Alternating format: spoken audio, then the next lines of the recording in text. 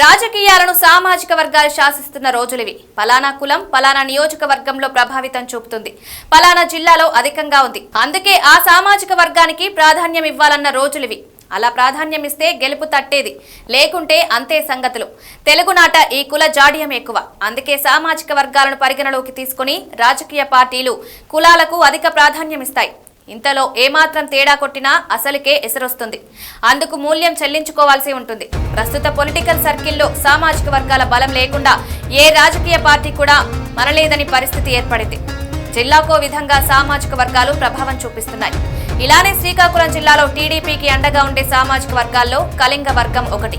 ఈ ఏడాది జరిగిన ఎన్నికల సమయంలో వీరంతా టీడీపీ వైపే నిలబడ్డారు. దీంతో శ్రీకాకుళం సహా విజయనగరంలోని కొన్ని ప్రభావిత నియోజకవర్గాల్లో టీడీపీ క్లీన్ స్వీప్ చేసింది.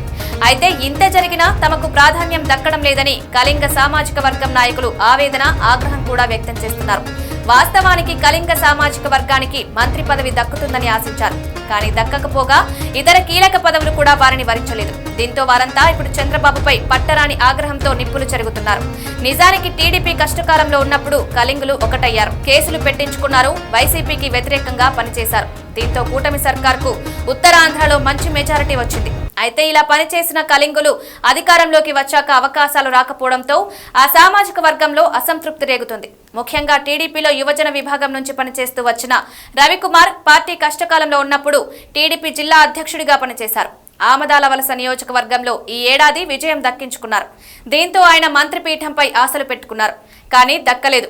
పోనీ తన వారికి నామినేటెడ్ అయినా ఇప్పించుకుందామని భావించారు. అది కూడా దక్కలేదు. దీంతో నియోజకవర్గంలో కూన ప్రభావం తగ్గుతోందన్న టాక్ వినిపిస్తుంది. గతంలో విప్ గా బాధ్యతలు నిర్వహించారు. ఇప్పుడు అది కూడా దక్కలేదు. ఈ పరిణామం కూన వర్గాన్నే కాకుండా కాళింగ సామాజిక వర్గంలోనూ ఆగ్రహం తెప్పించడం గమనార్హం. మరి ఇప్పటికైనా చంద్రబాబు వీరిని సంతృప్తి పరుస్తారేమో చూడాలి. వైసీపీ హయాంలో కళింగ సామాజిక వర్గానికి ఎనలేని ప్రాధాన్యం ఇచ్చారు. మంత్రి పదవిని వెలమ సామాజిక వర్గానికి కేటాయించారు. అనూహ్యంగా మరో మంత్రి పదవిని మత్స్యకారులకు ఇవ్వాల్సి వచ్చింది. అందుకే రాజ్యాంగబద్ధ పదవి అసెంబ్లీ స్పీకర్ పోస్టును కళింగ సామాజిక వర్గానికి ఇచ్చారు జగన్. అంతటితో ఆగకుండా జిల్లా పరిషత్ చైర్మన్ పోస్టును సైతం అదే సామాజిక వర్గానికి కేటాయించారు. దీంతో ఒక విధంగా చెప్పాలంటే జగన్ సామాజిక సమతూకం పాటించారు. కానీ టీడీపీ హయాంలో అంతకు మించి అన్నట్లు ఊహించారు కాళింగులు. కానీ అంతకంటే తక్కువగానే ప్రాధాన్యం దక్కింది. దీంతో కాళింగుల్లో టీడీపీ పైనే ఒక రకమైన అసంతృప్తి కనిపిస్తోంది. పోనీ జనసేన ద్వారా అయినా న్యాయం జరుగుతుందని భావించారు. అక్కడ కూడా ఎటువంటి న్యాయం దక్కలేదు. అందుకే వైసీపీ నయమన్న నిర్ణయానికి వస్తున్నారు కాళింగులు.